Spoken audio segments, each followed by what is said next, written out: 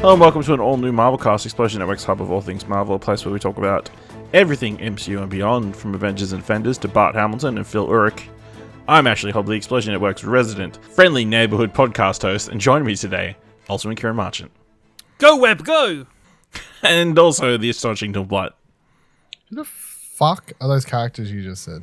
They're two characters who took up the mantle of the Green Goblin. Okay, right. I was like, these... Sometimes I think you're saying they sound like comic book character names, but they sound like random name generator names. But, okay. Alright. So, today we're kicking off our Spider-Man Rewatch here at the all-new Marvel Cast. So we're going back and watching the Sam Raimi trilogy, and then the... is it Andrew Webb? Andrew Webb, Marc Webb, sorry. Marc Webb duology. In the lead up to... Some would call it a saga. Some would call it a saga. In the lead up to Spider-Man No Way Home. Yes, so you can go back and listen to our episodes of John Watts' Spider-Man during our MCU rewatch. But yeah, let's jump into Spider-Man. Who am I? You sure you want to know? If somebody told you I was just your average, ordinary guy, not a care in the world, somebody lied.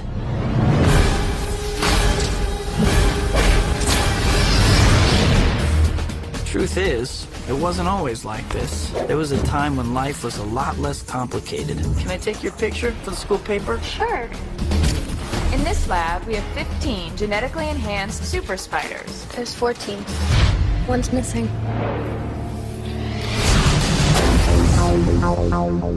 Peter, are you all right? I'm fine. Pete, look, you're changing. I know I went through exactly the same thing at your age.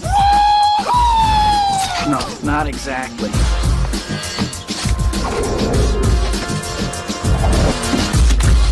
Wow. Peter, may I introduce my father, Norman Osborne? Great honor to meet you, sir. Harry tells me you're quite the science whiz. You know, I'm something of a scientist myself. What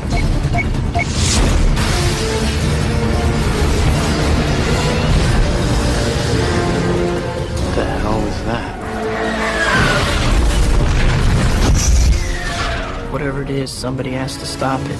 With great power comes great responsibility. This is my gift. Wow. It is my curse. Who are you? Who am I? I'm Spider-Man.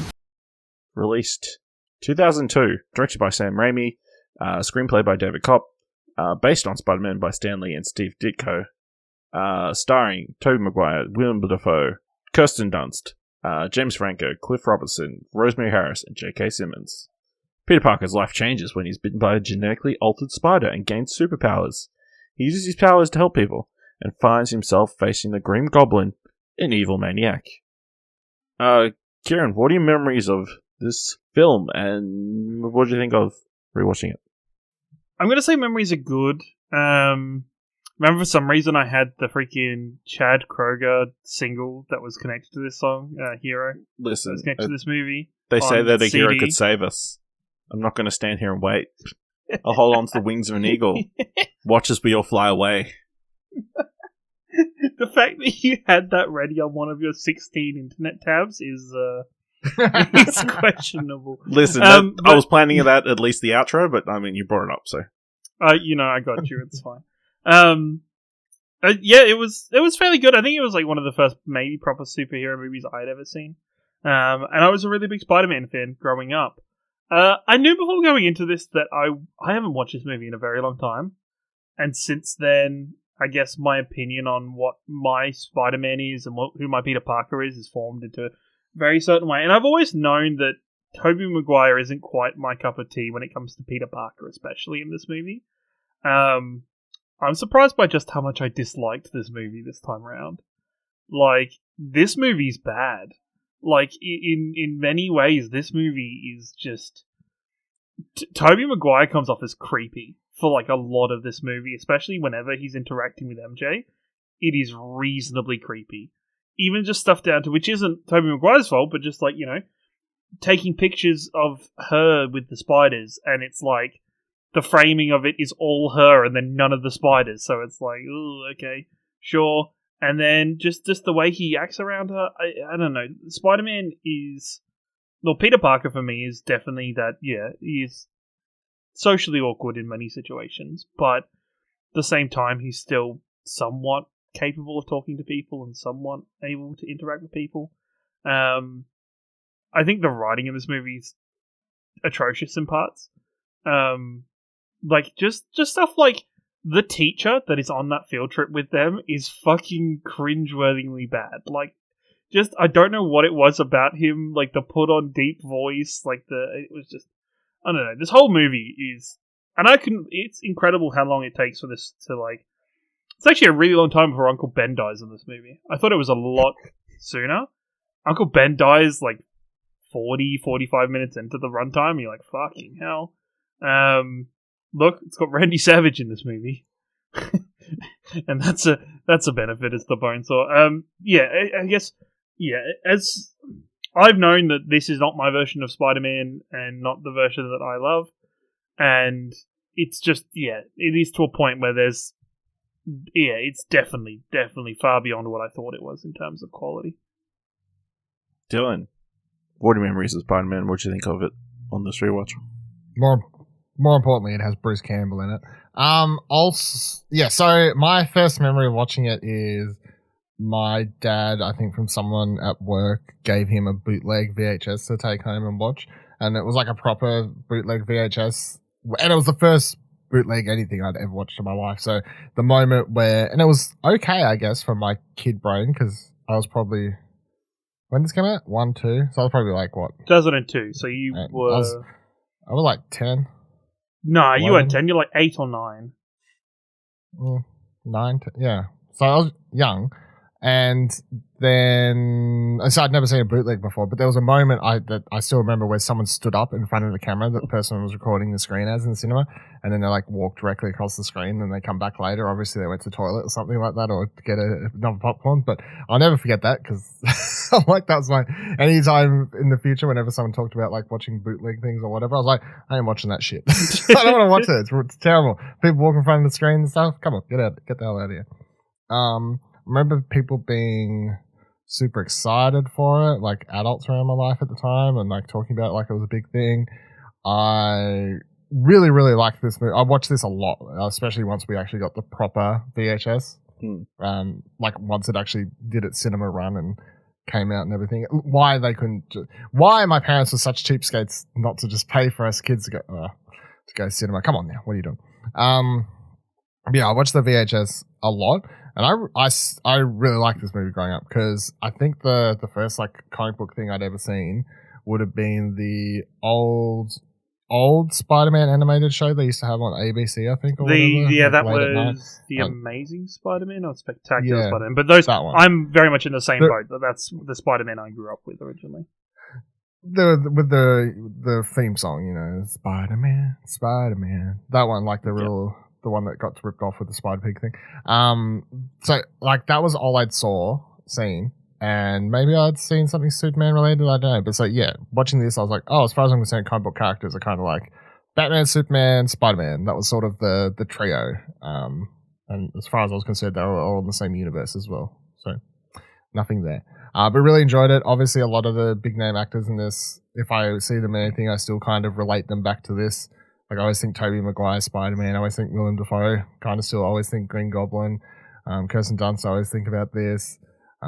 James Franco, I always think about him in this. Like, this is where I've seen a lot of these people first time. Obviously, Joe Jonah. You're always going to think about fucking J.K. Simmons as that character, and that's sort of what he's most known as. And I enjoyed watching it. I still had a great time.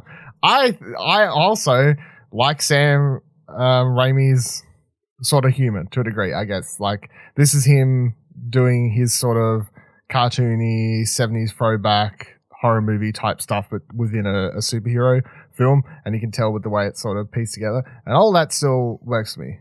Do I think this movie could come out now as is and work for modern sort of comic book cinema audiences, kids these days? No, they'll get very bored very quickly. The movie's actually more of a romance than a superhero plot. Like, the romance is actually sort of the A plot, and the the Green Goblin is the B plot, basically, which in most modern day superhero films I feel is reversed for the most part. I was surprised with a lot of the special effects and stuff still held up pretty decently, I felt, for the most part. I guess it's because a lot of the stuff was practical. Like, the suit was practical, even though it kind of looks shit that his mouth doesn't move when he's... Like, Green Goblin, I mean. Like, his thing doesn't move when he talks, so it's kind of... Like, if they bring that character... Like, if he's in... As we're presuming, if he's in No Way Home, I'm going to say that costume's updated because that is one part that makes it sort of look like a cosplay effort.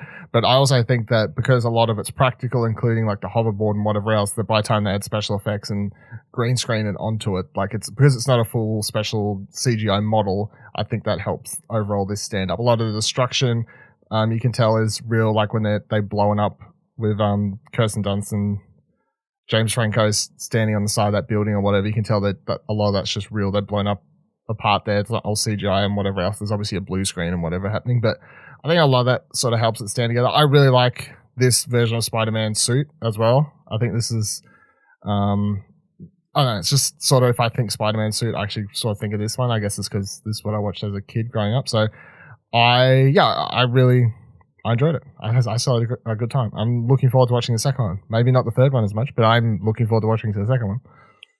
Yeah, I'm probably leaning towards more Ciaran's camp. And camp is probably the word that most describes this film. It is campy as fuck. It's like, especially when you compare it to the Spider-Man MCU movies we've seen recently, it's like, they're just doing ridiculous stuff, and it feels like, obviously, of that time,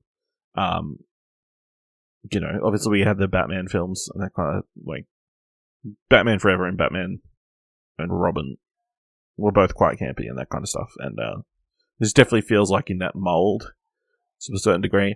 I remember... It doesn't have Spider-Man nipples, so... I mean, it's pretty close. Campy. I'm sure if he could have found a way, he would have. But yeah, as a kid, loved it, thought it was the bee's knees, you know, it was the greatest thing ever. Until Spider-Man came out, and that was the best thing ever. So, but yeah, this is it's a rough watch going back. I think there are like certain elements that are like super cheesy and like, I mean, what are some people's motivations are all over the place, and like, how do people not realize it's Peter Parker? I mean, come on. I think,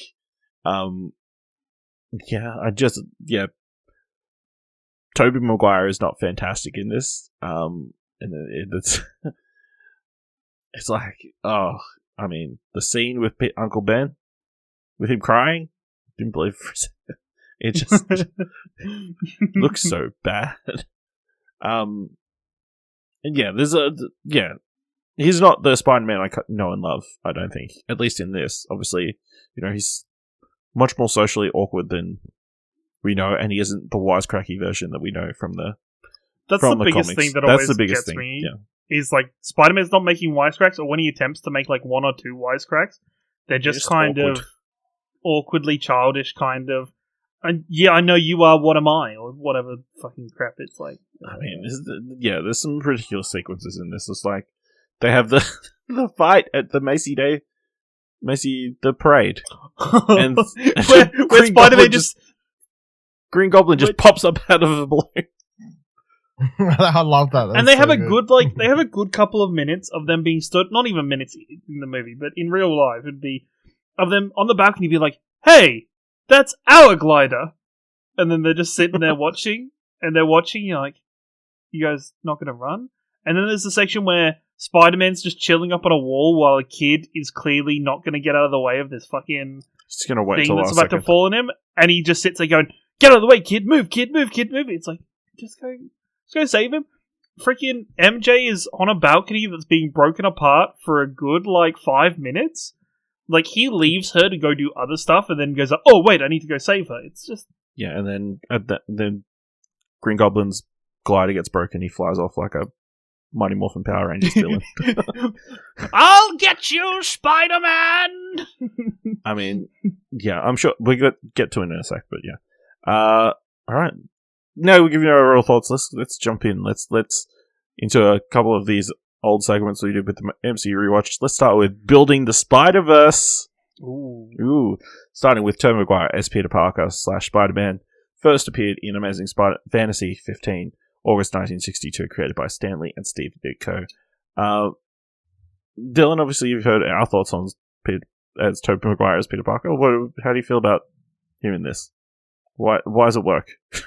I think he does exactly what his job was, like what he was directed to do. Like I think if you don't like him, it's not his fault. It's like the version of Peter Parker is being written as really awkward, leaning a lot more into the nerdy side of the character, less the smart alecky type stuff. And that's how the character is written. He's not ad-libbing this stuff. No, but it's like, and I said, it's on the paper. The writing is just as bad, but I still think his presentation of it is, like the scene where MJ is like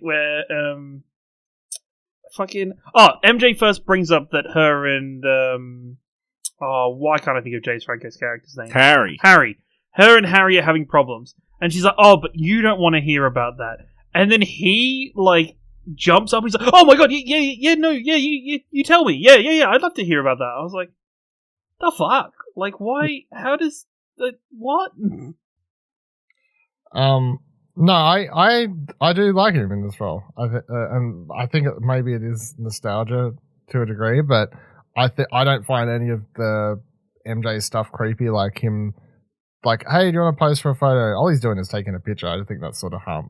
I don't think that's particularly creepy. That's just. I mean, that's just him. A good way for the film also what do you to see be like to show my future. You're gonna be a Broadway star. Hey, you had an audition that I heard about through your mum to my aunt to my hairdresser. So I ran all the way across the city to see how you did. It took like 3 buses to get here. It's like. Or like the section where she's like taking the picture where she's like, "Oh, don't make me look bad," and he's like, "Oh, you know, that'd be impossible." I'm like, I mean, we've all been there, fine. but it's fine.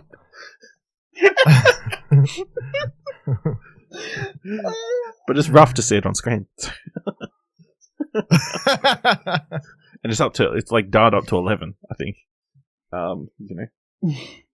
But yeah, as Spider-Man, I don't think he's like the wisecracky version that we love.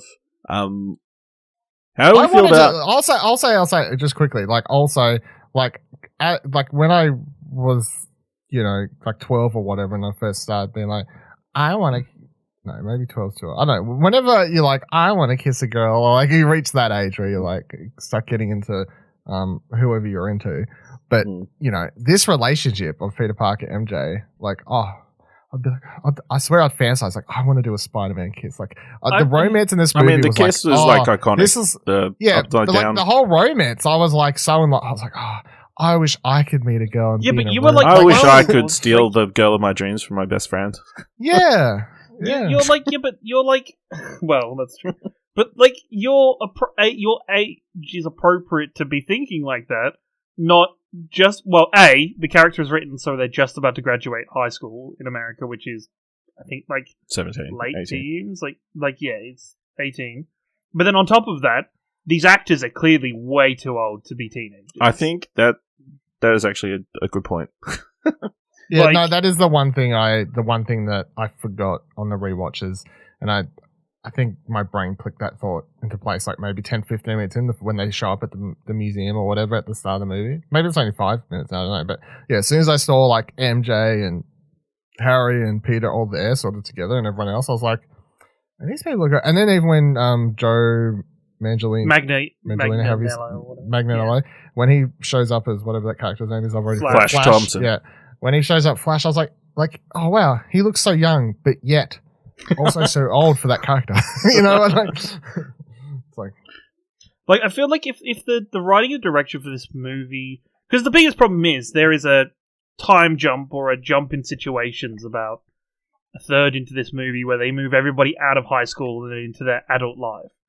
And I think because of that, they put themselves into a weird situation where they're like, we have to do this high school section, but then we also have to do maybe they one just that's didn't like have the de-aging technology back then. It's crazy, actually. This movie sort of covers more time than the current Spider-Man movies have. School-wise and everything. He's gone through like a year.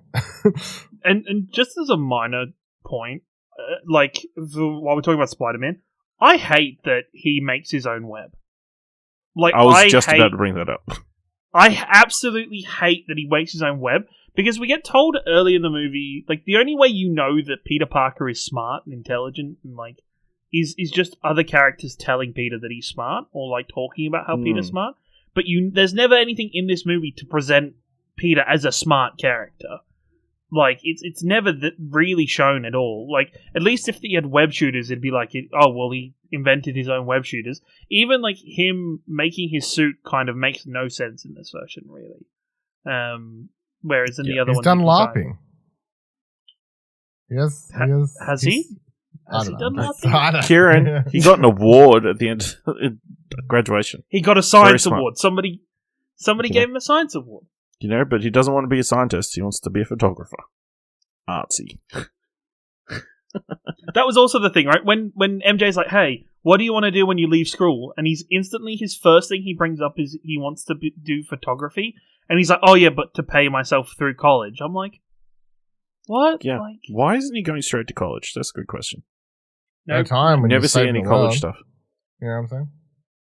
Like, college stuff suddenly appears in Spider-Man 2, but in this movie, no. Let's talk about Willem Dafoe as Norman Osborn / Green Goblin. First appearance, The Amazing Spider-Man 14, July 1964. Created by Stan Lee and Steve Ditko. Willem Dafoe went full bolt in this one. You know? It's like he embodied that character. You know, I think he kind of set the standard. He was the thing where it was like, I think I'd give him a free pass because it's Willem Dafoe, and Willem Dafoe as the Green Goblin is iconic in many ways. Like, it's just, maybe that's the part of nostalgia that overrules, but some of the way he's written, once again, real bad.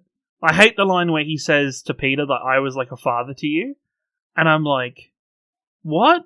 How have you been like a father to him at any time during this movie? Like, you're his friend's dad, but... He was an absentee father, that's what he meant. Yeah, he was like he was like a father to Peter, like he was a father to Harry. I really like Willem Dafoe in this.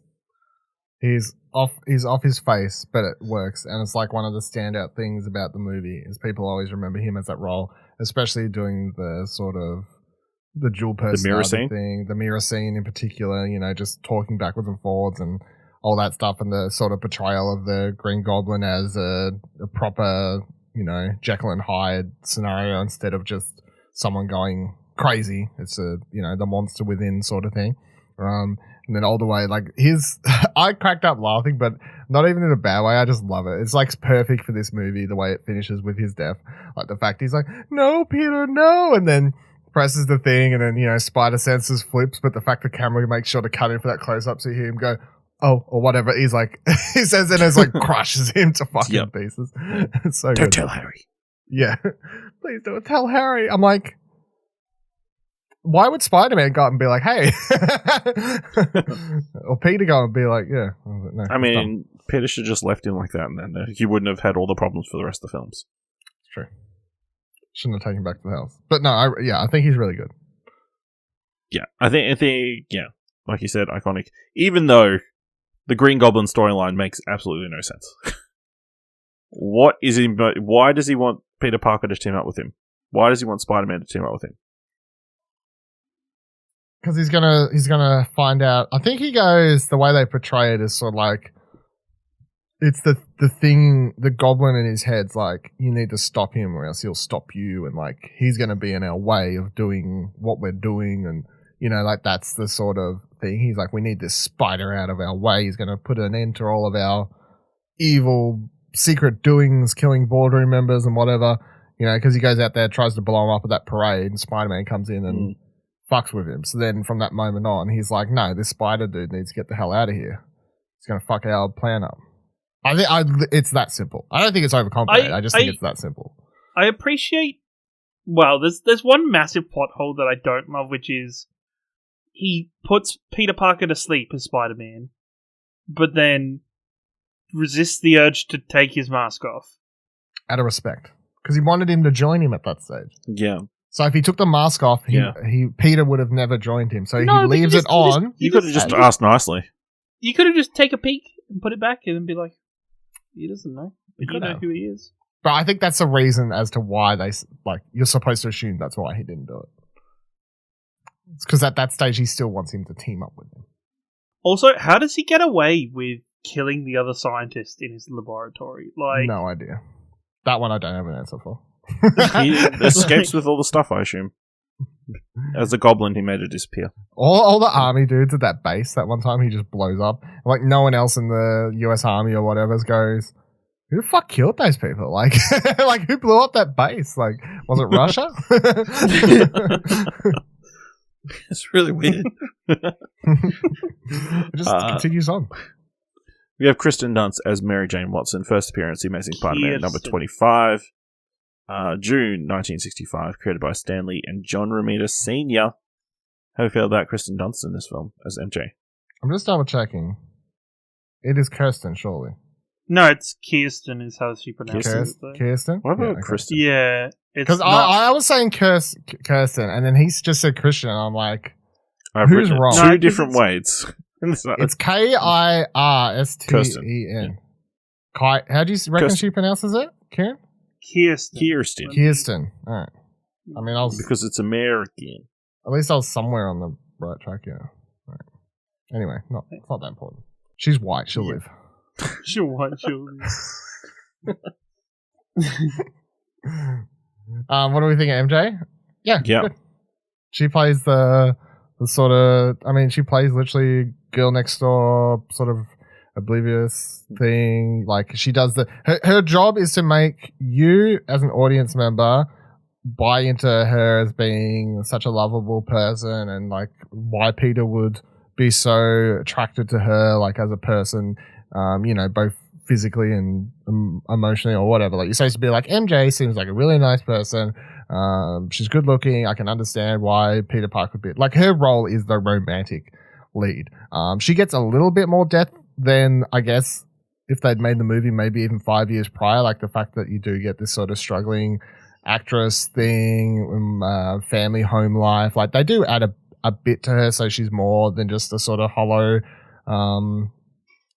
figure of a character and whatever else. And I definitely feel like it's sort of enough. We get a lot more in number 2, I guess, to do with her, which is exciting as MJ as a character. But yeah, I mean, I do think the movie is romance first, and as far as romance goes, she does a great job as playing the romantic interest. Ciaran?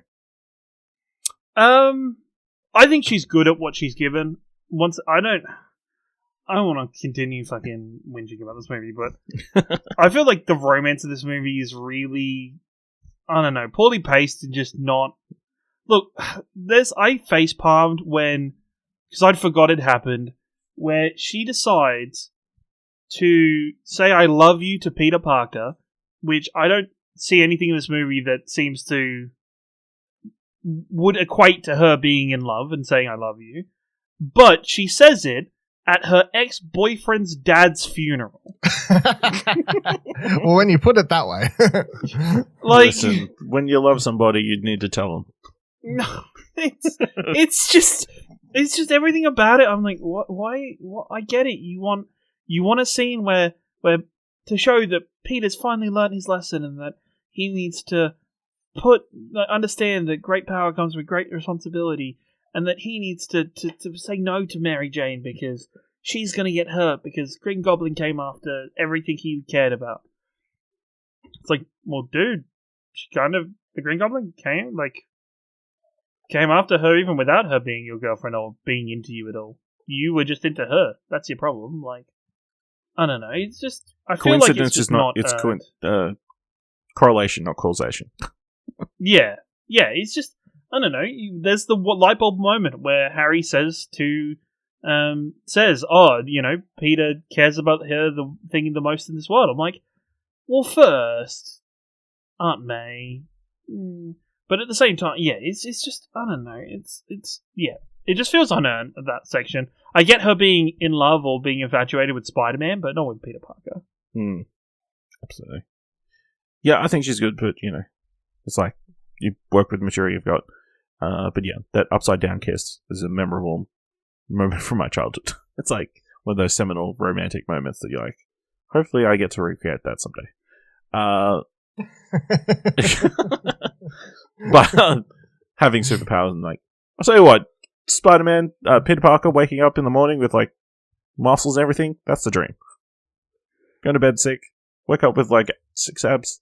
Crazy. You know what? I actually think that's even more impressive than the Captain America one later on, which is done with CGI. That one's like either like that's all real, him looking like a scrawny little guy, like not little, but like, a scrawny teenager and then getting muscles. Is just... That was shot first day and probably last. Yes. It's funny because first day and then he like got lazy over the filming of the movie. All the current MCU stars have to be like really comic book, over the top, muscular, where it's sort of ridiculous. Like the fact that Star-Lord, like the fact that Chris Pratt had to get that, like put on that much muscle for that role was dumb, in my opinion. I kind of appreciate in this one that he doesn't have like a 6-pack or something overly ridiculous. Like he's put on muscle and he's sort of toned, but he doesn't have like a straight figure. Like I think I appreciate that. It's a bit more like, oh, he's Spider-Man. Like he's still a thin sort of dude, so makes sense, I guess. Yeah. All right, let's move along. James Franco as Harry Osborne, first appearance in The Amazing Spider-Man 31, December 1965, created by Stan Lee and Steve Ditko. Ciaran, thoughts on Harry?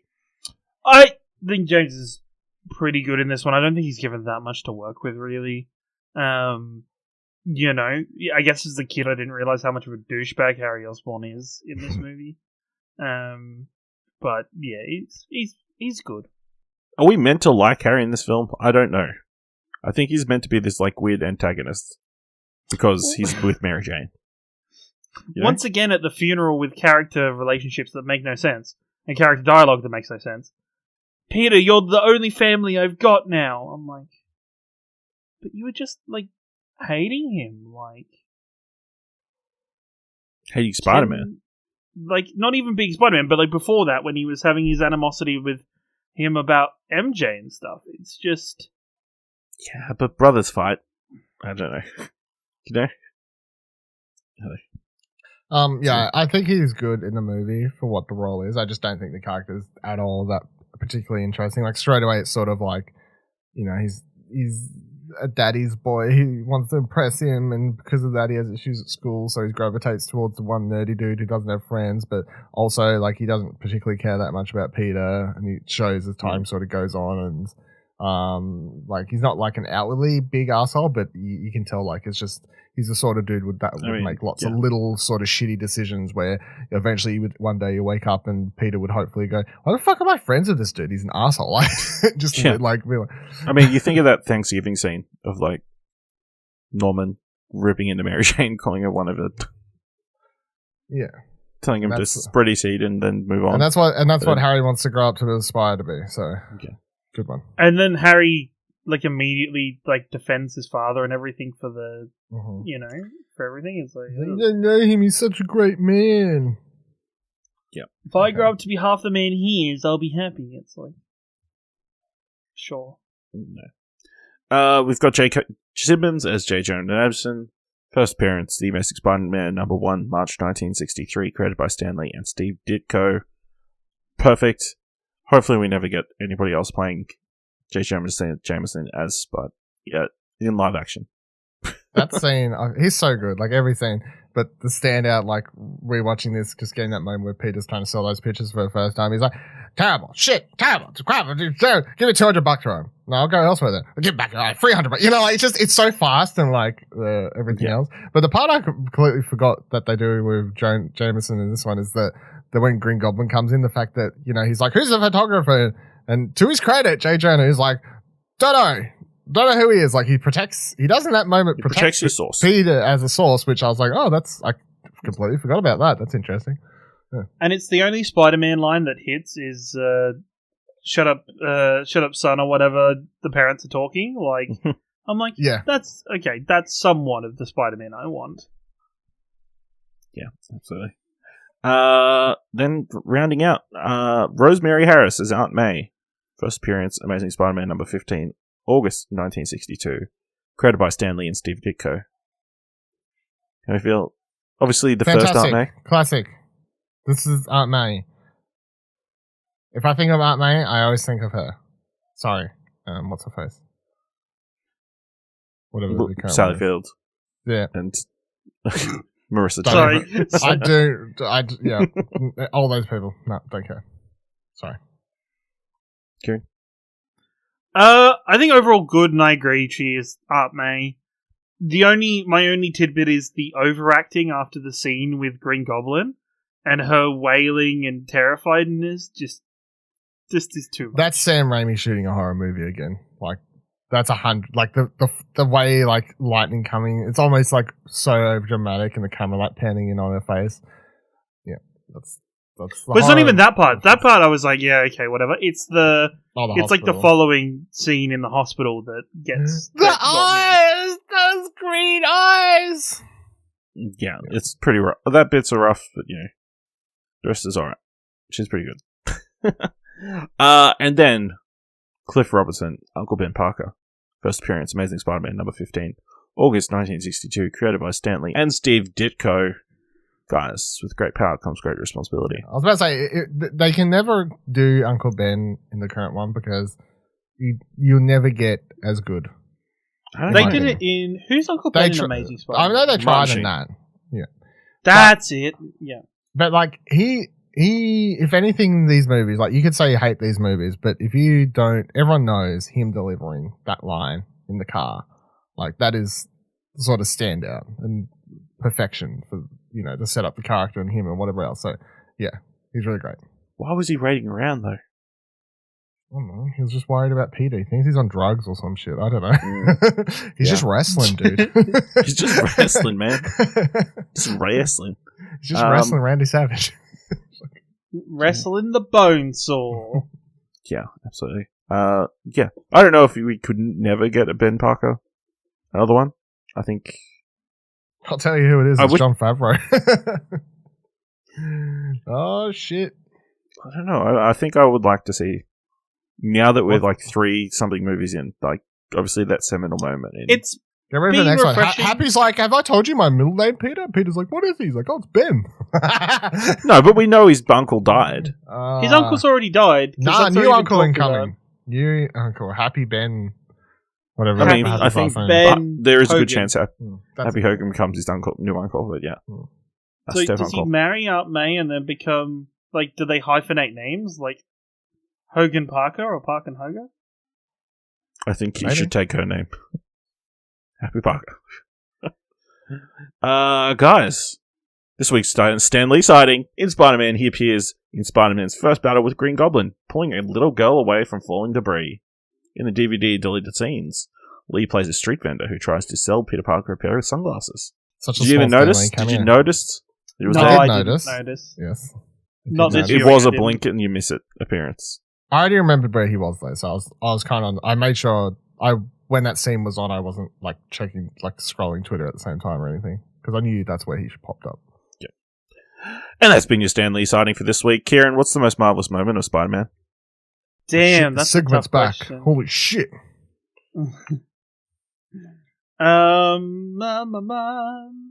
This is a tricky one because I didn't like much of it. You know what? Even though there are elements I really don't like, I think the whole parade scene is pretty good as a set piece in general. And I did laugh out loud at Green Goblin blasting off again. Was Team Rocket's blasting off again. I'll see you again, Spider-Man. He's got a megaphone in that jetpack thing. Jetball. He does. Dylan, what's the most marvelous moment? The end of the movie. It's actually one of the scenes actually, as much as Ciaran was complaining about. Chad Kroger singing. No. The end of this movie, for some reason, I always remember, like, and I could nearly remember it line for line, just that moment with MJ. It's funny because when Ciaran was like complaining about it before, I'm thinking like, for some reason, I always thought that was like such a cool, like sort of superhero moment growing up. I mean, yeah, obviously him walking off, and then you have the I think him montage of walking him off swinging cool. through the city. That's what I mean. Like the section's moment cool. where, like, I'm so not the conversation. I'm putting my first pin in right as the conversation ends, as they show the shot of her realizing that he's probably Spider-Man, through to him swinging through the city. Because the kiss was the credits. one giveaway, not him, Spider-Man, Not knowing her name the entire time. that's the entire time, yeah. But that ending minute or whatever, like him like sort of going in with the voiceover saying, you know, doubling down on the with great power sort of stuff, like coming back to that and bringing it full circle by the end of the movie, and then him having that final moment swinging through the city, which I still think looks really good. And I remember being blown away because I was like, you know, virtual camera, like it was those effects, that sort of stuff, like back when this came out was fucking sort of mind blowing. So it looks really good still, I think. So that minute still stands out as sort of like a key superhero sort of moment, especially from my childhood. Yeah. I would say it might be that scene in the firing building. You know, when he's throwing these Oh, Spider-Man, don't hurt me! shurikens. Oh my god, where Green Goblin has a shawl over his head and you're like, Surprise, motherfucker! so predictable. No, but he's throwing these shurikens that you never see ever again in the entire at him. And he's like doing the Spider-Man stuff, like twist. Actually, you know what? No. Was that lady down there in on it the entire time? Maybe. Save my baby! Save my baby! No, I'll give it, like, the grenades that he had. Those were the Green Goblin had those grenades with different functions and different, like, uses, but it was always the same grenade. I'll give him that. That's pretty standard in my eyes. Yeah. It's that or, like, the final confrontation. But the blood that was bleeding afterwards in the apartment looked like tomato sauce. Yeah. Yes. And not blood. Why because didn't the he puddle think was, like... He knew he was there. Why didn't he, like, bandage it up first? Why does he make so much fucking noise coming back into his room? How does he even make that much noise? Oh fuck, I forgot there was people over. Also, is it super weird when they do the close-up of, like, Spider-Man's hands and he's got all the little, like... Webs? The little feelers or whatever, spider bits. Spider bit. Spider bit. I don't know. I think it's supposed to just be, like, his hair on his hands is standing up on end, which is, like, the same as like a spider. No, they're basically showing like the minuscule fibers of his hands and now little spider feet for climbing. But I just think it's a good way of explaining visually to an audience who don't know what Spider-Man is, how, like, what's happening. How do we feel about his discovering powers montage? Obviously, we've got the cafeteria scene. Where he manages to catch like 60 different pieces of food. Smashes Flash Thompson in the head. Good shit. He walks off with the food tray. The only bit still attached. I'm like, Matt, I was like, this is okay. Until the food tray continues to like bang up against the door as he's getting further away, then I'm like, okay. All I know is he legit caught her and that tray and all those items. There's a ridiculous amount of takes for that. It's one of those ridiculously known sort of facts about this movie is that they did so many takes to not do CGI for that, and he just catches all those things on that tray, which is for that alone, that entire scene, 10 out of 10. Impressive. And then you've got like you said, the visual camera thing in the hallway, which is meant to be like the spider sense thing. That was a little. I don't know. I don't think that looks as good anymore. Where it like slows down time and all that sort of shit. You look at the paper plane being thrown. And well, you know, it's funny though, because this movie does, like, you can complain about what they do with like him having the web like in him and not doing the web shooters and stuff. But this movie does make sure to explain that he has spider senses, and like it tries to visualize how the spider sense works for him, and like time slows down, and it shows that he's like, you know, he's sensing all these things around him and he senses the punch coming and he dodges it. The new Spider-Man movies, does he have spider sense? Like they don't ever like, But if he's got spider sense, why does he get beat up so bad? You can't dodge every punch just because you sense it coming. You know, like technically, if you're standing in front of you and you go to punch me, I could sense it's coming. Doesn't mean I'll dodge it. You know, like. It's fair. It's fair. And then we've obviously got that iconic scene on the rooftop. Ciaran. Webs go! Sting! Go, Web, go! Why does he think they're voice activated? I mean, it's the first shot of a crane in a Spider-Man movie, so I think Web, that's go! very important to bring up. Iconic, even. Cranes explain a lot in the Spider-Man universe. That's how they're all cranes everywhere, so... no, I really like that scene. I think it's funny. Also, the music. I love how there's this sort of like superhero music playing underneath. He's jumping across the buildings, and then as soon as he goes to, it cuts off like perfectly timed for the like, go Web, or like what, you know, like it's like the epic superhero music cuts right there. It's like, I think it's funny. It's meant to be funny, yeah, obviously, and I think it works. All right. Anything else you guys want to discuss about Spider-Man? No, there's no after credits in these movies. No. How weird. The closest you get is they bring back the Spider-Man theme song at the very end of the credits. After you've sat and listened to Hero by Chad Kroeger featuring somebody else who I can't remember. Listen, they're watching us. They're watching us fly away. Early 2000 movies had banger soundtracks. They also had a Sum 41 song in there as well. Was it? Which one? I can't. Because I'm in too deep, and I'm a Spider-Man, and I'm trying to swing, but I keep going under. What a remix. Yeah, that's what it is.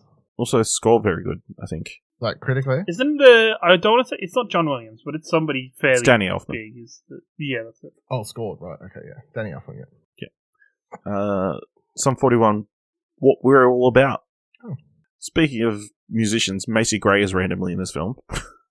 That's during the parade. Out of all the celebrities you could have gotten to have on that parade. Other cameos, or people of note, you've got Elizabeth Banks as Betty Brant. Yeah. That was the one who I did not know about actually going into this. And then when he goes to talk to her as the receptionist, I'm sitting there, you know how that, when your brain has that moment, you're like, is that? There's Elizabeth Banks. And I like open IMDb to check. I was like, what the fuck? Yeah, I didn't know she was in it. So, yeah. Of course, Ted Raimi as Ted Hoffman. Of course, we talked about Joe Manganiello. Bruce Campbell plays the ring announcer. Macho Man Randy Savage as Bonesaw McGraw. Oh, yeah! Do you notice Spider-Man? Academy Award winner Octavia Spencer as the person running the wrestling ring. Yeah, actually, couple minor as a wrestling fan of what the fuck is going on here. Why do the ring girls all have microphones, and why are they all berating him as he comes to the ring? They sell wrestling in this as they don't break kayfabe. No. it's real. Why? I'm pretty sure this wasn't wrestling. This was ultimate fighting. It was, but like, why all of a sudden, right? They show 2 matches of this wrestling as examples, and then all of a sudden they're like, "Oh yeah, but now that this one's going to be inside a cage." Yeah, it's like cage what? match. It's yeah. Yep. And then Loosely Lawless also appears as a punk rock girl who says, "Guys with 8 arms sounds hot." Sounds hot. True. All right. Let us know what you thought of Spider-Man from 2002, Sam Raimi's edition, starring Tobey Maguire, on Twitter by joining explosionhour.com/Twitter, or jump into a Discord at explosionhour.com/Discord. That would help. If you're helping us out here at All New Marvelcast, leave us a review on Apple Podcasts or on Podchaser, or tell people about the show and about our Spider-Man rewatch. And if you like this episode, those with $1, head on over to our Kofi page at explosionhour.com/support. On our next episode of our Spider-Man rewatch, we'll be discussing Spider-Man 2. So make sure you watch that and join us next time for another All New Marvelcast. And to leave you with the words of a poet, I am so high, I can hear ever.